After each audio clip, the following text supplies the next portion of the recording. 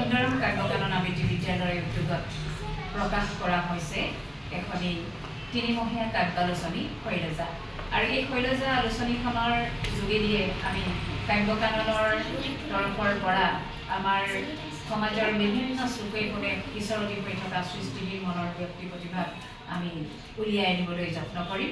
আৰু ইয়াতে আমাৰ অসমীয়া ভাষা সাহিত্যৰ চৰ্চাৰ ক্ষেত্ৰত আমাৰ শৈলজাই বিশেষ ভূমিকা পালন কৰিব বুলি আমি আশা কৰিছোঁ আপোনালোকে আমাৰ শৈলজাক মৰম দিব, গঠনমূলক সমালোচনাৰে আমাৰ আলোচনীখনক আগুৱাই লৈ যোৱাত আমাক সহযোগ কৰিব।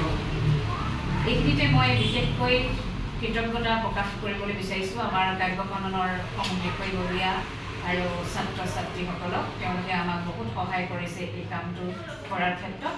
অভিভাৱকসকলেও যথেষ্ট আমাক সহযোগ কৰিছে।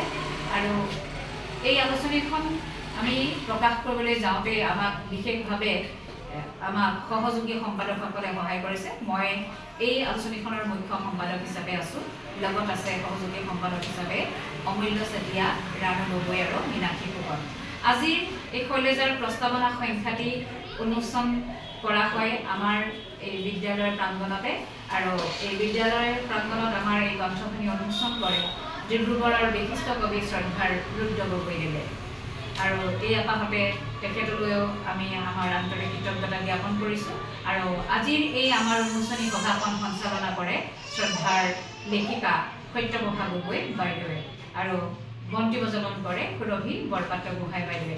লগতে বিভিন্নজন গণ্যমান্য ব্যক্তিয়ে আমাৰ অনুষ্ঠানত আহি উপস্থিত থাকি আমাক এনেদৰে সহযোগিতা আগবঢ়োৱাৰ কাৰণে আমি নথৈ আনন্দিত হৈছোঁ, নথৈ কৃতজ্ঞ হৈছোঁ। আৰু আশা কৰিছোঁ আমি আগলৈও তেখেতসকলৰ এনেধৰণৰ সহযোগিতা আৰু আমাৰ যি প্ৰেৰণা আমি সদায় পাই যাম। আৰু লগতে পুনৰ আপোনালোকৰ পৰা আমাৰ এই কাব্যালোচনীখনৰ প্ৰতি আপোনালোকৰ গঠনমূলক